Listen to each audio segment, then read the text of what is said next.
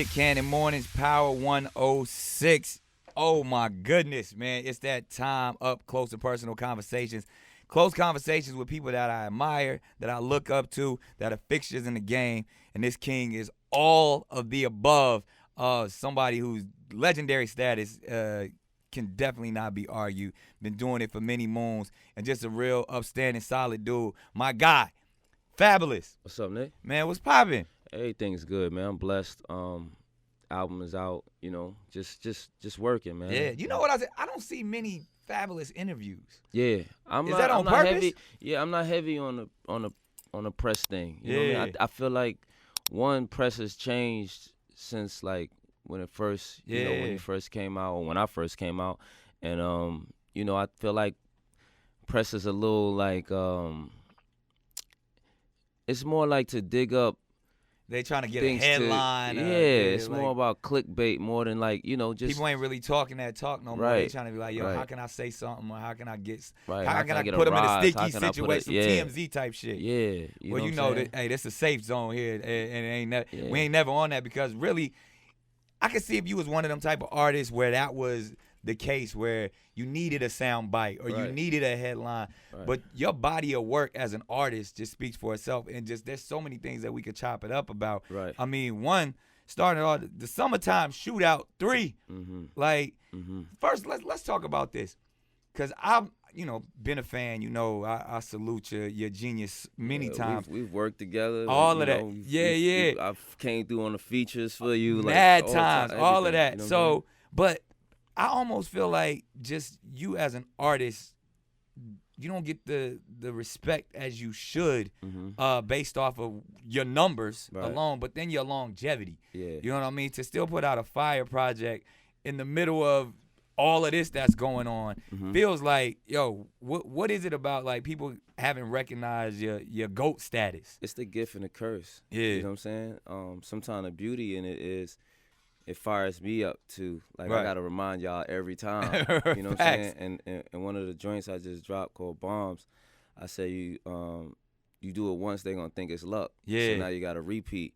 Do it 2 times, they gonna still doubt. Now Yeah. you gotta 3-peat. Yeah. So it's like one of them things where, like, don't get comfortable because you've got successful once. So that fuels me to, like, oh, I gotta show y'all again. Like, y'all still think I can't rap Facts. 20 years later? Like, you know what I mean? I Facts. still gotta, free, like, but at the same time, it's a push for you. It's a fuel for me. I use that to motivate me and inspire me and push me. It's like, sometimes you'll get complacent if, everybody's just always fluffing you up and pushing real. you and saying, you the best, you the greatest, you know what I mean? And sometimes that gets to people's heads. So for me, I use it as, like I said, some just inspiration, just to keep going, to just show them people that, like, nah, it's not a 1-year thing for me. This is something that I do this, like, for real. That's real rap right there. And you talk about the Bombs joint. That's the joint off the project where you use the Chicago Bulls joint. That's the one you going heavy on. Like, that was straight rap bars. Yeah, that you was know what I mean? that was Mixtape Fab. Yeah, That's what I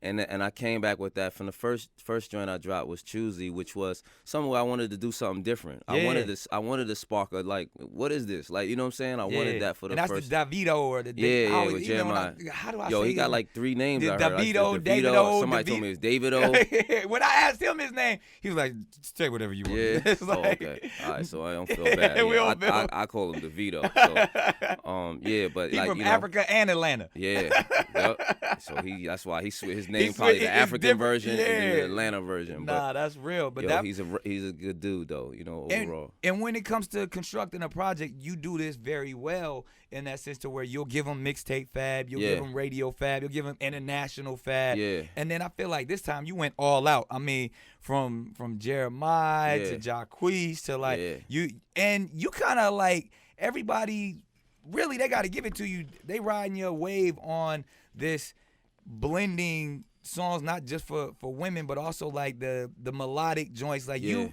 kind of reverse engineered it to where cats now are singing on the records and everything, but you was like one of the known MCs to jump on an R&B record Right. and really certify it for the hood. Right. Like Right. from the J-Los to the Lil Mo's. To, I remember that there was a a time, signature for me. Yeah, like, there was a you time had to where, get a Fab verse on exactly. it. Like, they wouldn't play your record unless Fab was doing 8 or 16 at the beginning of the record. I also, like, from the start of my career, looked at that's what kind of like started the diversity, I think, in artists too. Like, it started where, you know, there wasn't a lot of guys who could rap over here on a mixtape and then rap on the R&B remix. Or, you know, I remember at one point somebody hit me up and was like, yo, man, I was listening to this Fab playlist, and it went from you rapping with the Locks to you rapping with Bow Wow. And I was like, there's not many people that could do that transition. You know what I'm saying? There's very few artists, you know, even down to, like, you know, when I got Make Me Better from Jay, he was like, this is a Fab record. Like, you know what I mean? Wait, like, he that said came this from was, Jay? Yeah, because it came to him and it had the Neo hook on it, but Jay was kind of like, this sound like Fab. You know what I'm saying? So it was like something that was more, he felt was more catered to me than himself. Yeah. Like, you know, who knows what Jay, I'm sure Jay could have killed Make Me Better and made it, you know what I mean? But he felt like this is like a Fab record. So, that was you know, a choice because Timbaland produced that too, right? Timbaland produced it. Wow. I told a little story on Drink Champs one time, and that record also, Eve had it. Wow. And Eve had it, and we had to, like, you know, end up chopping it up with Eve, and it wasn't a single for her. Like, it was like a record that she had just did. So she was like, yo, you know, if that's your single, you know. She probably looked a little salty about that now because that's a classic. I mean, for her, like, at the time, she was saying, like, it ain't a single for me. It's just like an album cut, and you know, it's not gonna be a single for me. So if y'all made a record to it and it's a big record, you know, y'all can have it. You know what I mean? Salute to Eve on that one. And that's like, you talk about, speaking of hits and classics, I've been on the road with Fab, and a Fabolous show can go on all night. Yeah, like hit after hit after hit. We definitely like you came out on the Wild 'N Out tour a few times and just shut the whole arena down. Yeah. That's like, another thing I think going? People forget. Yeah, that's another thing I think people forget, because just off the transition of how many years throughout the 2000s that, you know, we've been making records. And, like, people will be like, damn, I forgot about that one. Or, damn, you know what I mean? So that also works in your advantage, too, because you could pull them joints out that people might have forgot about, or, like, remixes that you did with other people. You could pull people out. Like, you know what I mean? A lot of that was all, like, a part of my career that I appreciate. So I never look at anything as, like, you know, even like how people say how you feel about being underrated, or so to say. Like, I all look at it as a part of what made me me. You know well, as a young OG in the game, like, when you can operate and, you know, still get on these records with the youngsters today, but still know, like, man, from, you know, have records with Jay to, like you said, the Locks to Little Uzi. Yeah, right, you know right. I mean? So, like, what's different about the game today than it was, you know, maybe a few years ago? I think, of course, the social scape of things have changed. The internet, of course, has changed the game. And just even, like, the way artists now are able to be as independent as they want to be, as far as, like, getting their music out to the world, that also changed the game. And I respect that. Like, I like the way, you know, like, a lot of the young artists are taking their craft into their own hands and putting it out there and getting touching the people in different ways and not having to go in a format. You know what I'm saying? It's interesting because you're somebody who's been getting money for a long time, and it was the way, you know, artists used to get money, you know, a couple years ago to where they're getting it now. In your opinion, is there more money in music now or a few years ago? Before the streaming and all of that good stuff. Tricky. I think streaming is definitely...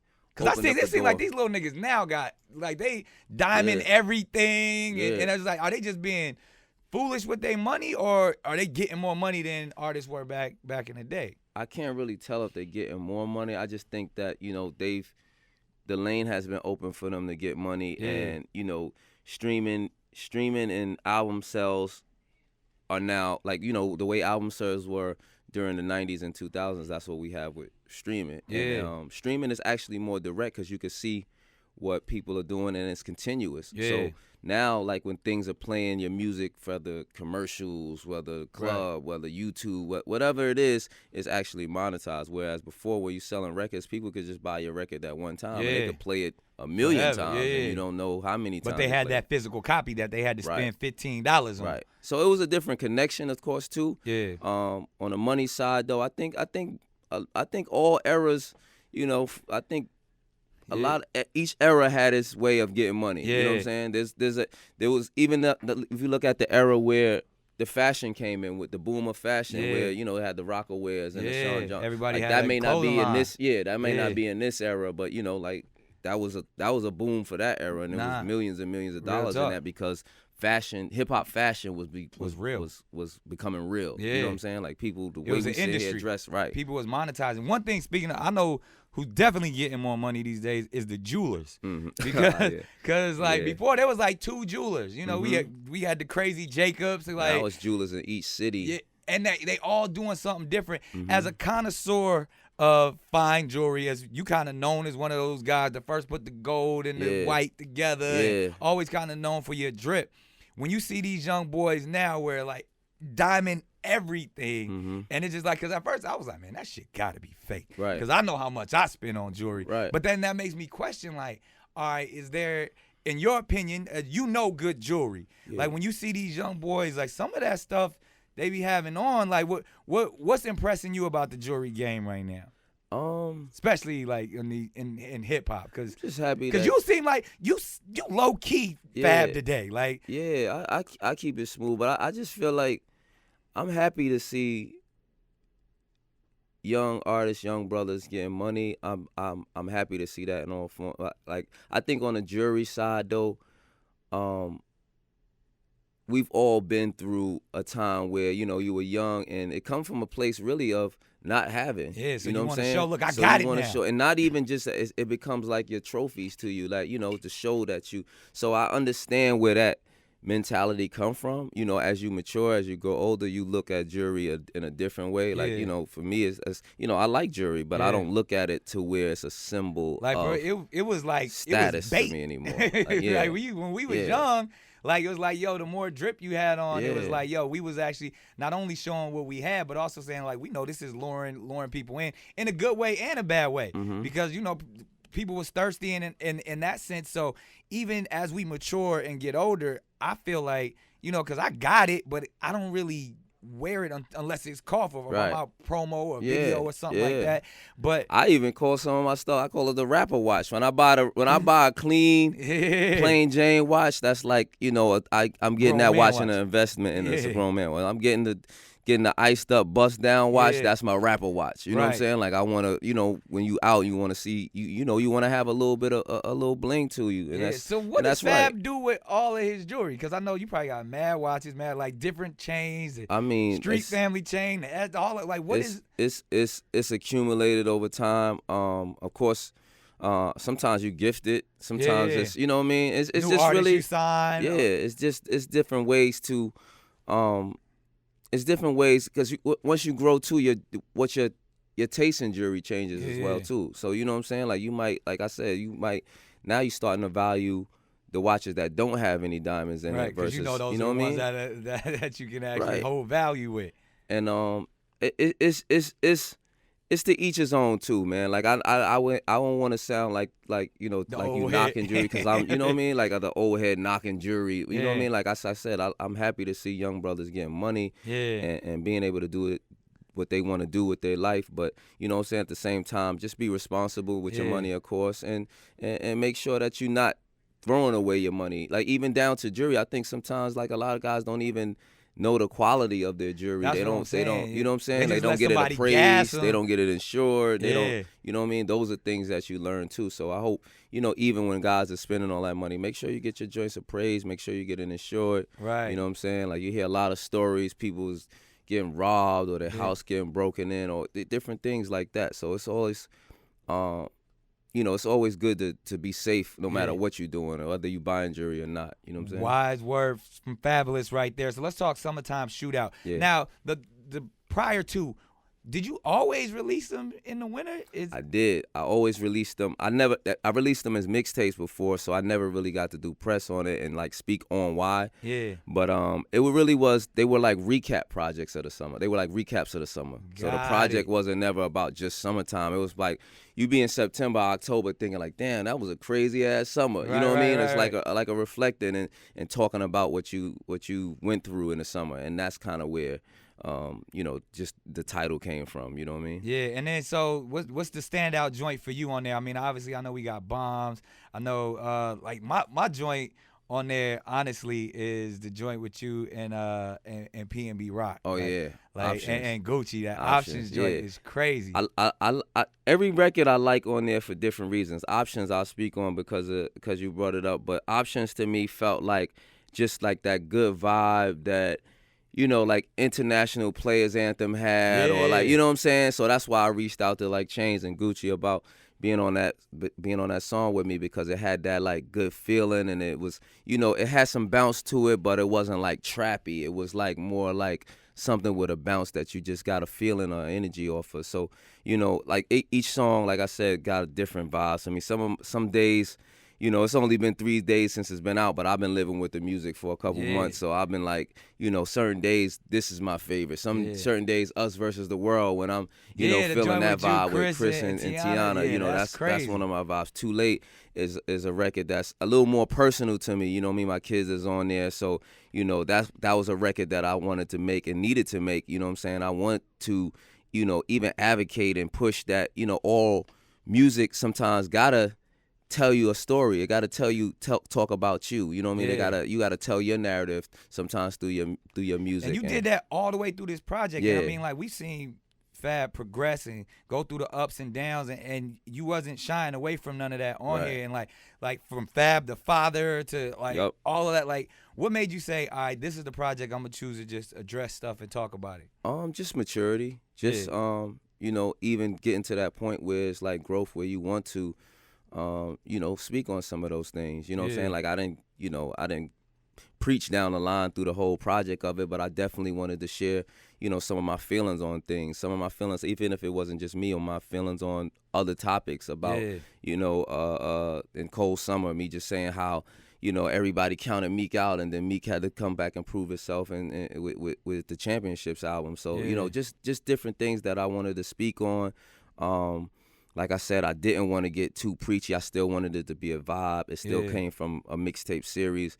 I feel like mixtapes in this era are like the playlist that you have now on on a digital platform. So like that's the way I constructed it too. Like, I wanted to feel like a flow of music, and you still vibe through it, but still give you some introspective on what I'm going through. Like, and that's the thing. Like, you talked about it where like you don't really do a lot of interviews and you speaking your truth through your music. Do you feel like today, like when you see, what Tip just recently had to go through talking in an interview, or even like just us as dudes that, kind of been in the game, and then even like, is it more responsibility on what a rapper says or how he lives his life than it used to be? Because I feel like it didn't, like, you could say whatever you wanted to say back in the day. You could rap about whatever you could do, but now it's like people like really. I think the social scape has changed that. Yeah. Like, just how big, social media and everybody having Everybody their got opinions. an opinion. Niggas want to cancel you, Right. like all of that stuff. Right. And it's like, you know what I mean? And are you affected by that, or do you just it's a very sensitive time we in too. Yeah. So certain things are said, even in the space of the T.I. thing. I think, he was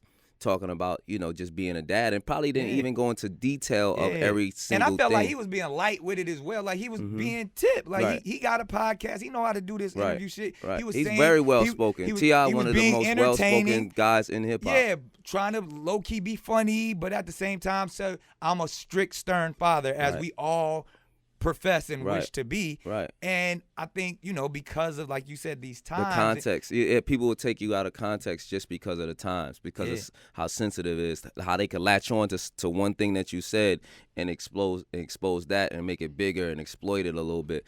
And I think, even like what he was saying, even as being a dad, we're being a dad too, as kind of like famous dad. So your daughter or your son gets a little bit of the fame and the, you know what I'm saying? So it's the same thing. Even with my son, like, I have 2 sons, and in the same way, I feel like, when they go to school, people know that's Fab's son. You know what I'm saying? So everything is a different process. You know what I'm saying? So Indeed. imagine for a daughter, you know what I'm saying? Yeah. Like everybody's looking at it like, oh, that's T.I. daughter. Ooh. Yeah. You know what I mean? Like so he got to say, yo, I got, like I always say, I got the shotgun right here. Right. I'm not really talking about you gonna go Right. kill other people's Right. kids. Right. But because that's been the message for years. And again, they want to call it, you know, toxic masculinity or whatever these things. But at the end of the day, we want to be the best fathers we possibly can be. And I think that's what T.I. was trying to do. Yeah. Probably went about it the wrong way. Or because said it the wrong way. Yeah. Anything. Yeah. Sometimes it just comes out because wrong. people don't understand when we crack these mics open, especially when you with company that you friends, you having a Right. conversation. Comfort. It's how we would talk if the mics wasn't on. Right. And it's like now we gotta police ourselves You a little definitely bit do. more, because at the end of the day, people gonna try to analyze everything we said and Right. put it in the comments to Right. turn themselves up. And this is one of the worst parts about media. Yeah. You can have a whole interview. Yeah. They'll take a little part and blast that Yeah. and make that you know what I'm saying? So like you got to watch what each say in the interview, because the whole interview may not even get seen. Yeah. Just your little Just that part that they little want to part. make the clickbait Yeah. and like T.I. says this or Fab says this or Yeah. Nick says this. You know what I'm saying? And Yeah. they don't even have to see your whole perspective on that topic. Yeah. It could be Just that 30 clip. seconds of the, you know what I mean? And that's where it's a little dangerous at. But you got to be able, like you said, you got to be able to navigate it and Yeah. watch and police what you say and your feelings that you, and it's kind of messed up that you can't really keep it as real as you would want, or say your actual opinion, because it can get scrutinized and criticized Yeah. and blown up another way and made a little way. But that's the way, like we were saying, press has turned into. Yeah, You know what like I'm it saying? allows us not to be as authentic as we want to be, but Right. because someone like yourself, who is an artist and puts his life into his music, I feel like that's where you know, Right. like that again goes all the way back. Why you don't do interviews? Right. Like, yo, just check it out in my project or my album. So that's Summertime Shootout 3. Yes. So you happy with how everything's rolled out and the movement? Because this is what I always notice about Fab.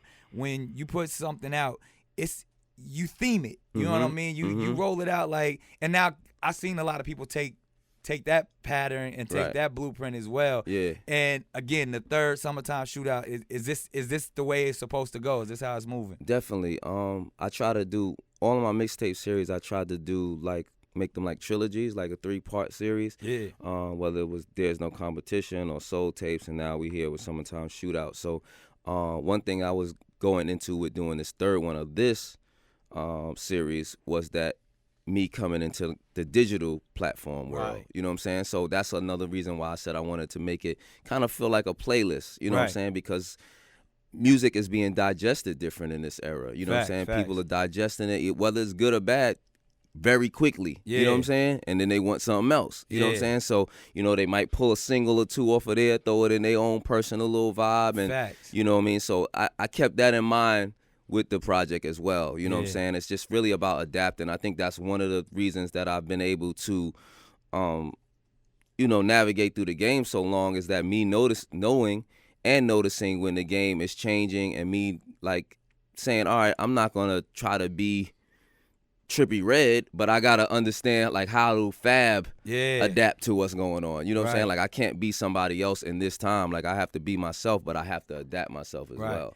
So that's really what, you know, I did with this project, and, you know, also try to do some different things within the project. I noticed, you know, merch is also very big in this Yeah. era. You know what I'm saying? So you can do merch items with your project Yeah. that, you know, that's socially engaged too. You know what I mean? Because Facts. also, you know, with your music now, you want to socially engage. You don't want to, it's not the same thing before where it was physical and everybody Yeah. just bought a copy of the album and lived with it in their own world. Now it's a social thing. You want people to promote your thing socially. Indeed. Like, you know what I mean? So, you know, it's all just adapting, you know, And Nick, you know what I'm saying? Yeah, speaking of adapting, like knowing that, you know, where we are in the game, and as they always say, like, you know, hip hop is a young man's game. Yeah. And you've been 20 years plus going heavy. Yeah.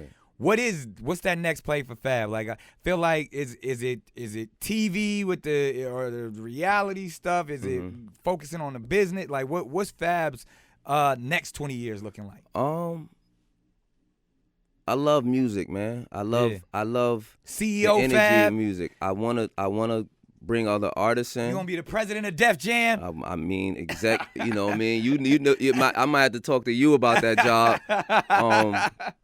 But I definitely want to dabble in the TV and film. Like, you know what I mean? I remember when I was younger, man, I used to have problems getting roles because they said I looked too young. Yeah, like right. One of the reasons I grew some hair on my face was to just try to look like I'm of age. Yeah. I did a role one time on The Sopranos, man, and they told me like I just looked too young to blend in with Tony Soprano and them guys. Like I was coming across like I was 17 or 18. Wow. And you know, shot it and all of that. And like they were just like, you just look too young. So I was just like, all right, man, you know what I mean? And you know, my first love is always music, but what music also does in this era too is it branches out to a lot of different you know, places. Just even seeing what you've done with Wildin' Out and how you know, I always, you know, salute you, just not even just on the brand. Support and love too. Always. But just not just on the brand of it, but just how much you've gave opportunities to other people within the culture, you know, from comedians to musicians to, you know, even the models and the girl, like, you know what I mean? Fact. Everybody on that show gave such a big platform, so I always, you know, salute you to that. Every time we call, you know Fab, like, I'm there. It's nothing. It's nothing. Definitely. From the live shows to the joints, and it's always a classic episode. And I like to have fun on the funny side. I think, you know, during the beginning of my career, I never got to like show like, you know, that I like to be funny and act funny. You know what I mean? Twitter was one of the first times that people got to see that I even had that kind of personality. You know what I'm saying? So before my music, of course, I'm not trying to be funny in the music, so people would never know.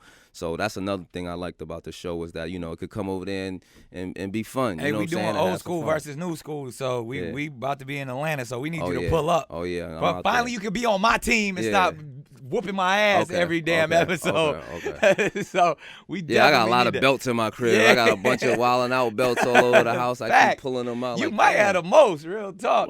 Real talk. So Summertime Shootout 3 out right now. Yes, sir. Been having this incredible conversation with my guy, Fabolous. But you know, I got the vest on, you know, so I'm shooting from the hip. I can't let you go. You my guy and everything, but I got to hit you with these questions. Okay. Fast, rapid fire. You answer them however you want to answer them. Okay. I know you can handle this. It ain't nothing off top. We always ask this one. Okay. It's a psychological question. Loved or feared? Which one would Fabolous rather be? Loved. Really? Yeah, especially in the place that I am now. Right. I think love is is one of the strongest things in the world. Yeah. You know what I'm saying? I think between pulse. Even if you want peace, I think peace has to start with love.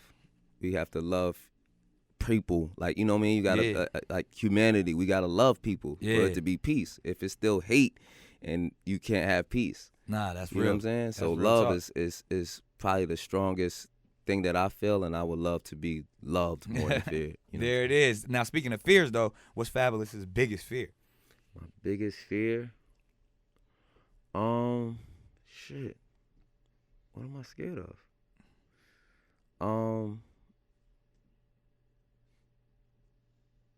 I think it would be not being present for my children. That's real. You know what I'm saying? Yeah.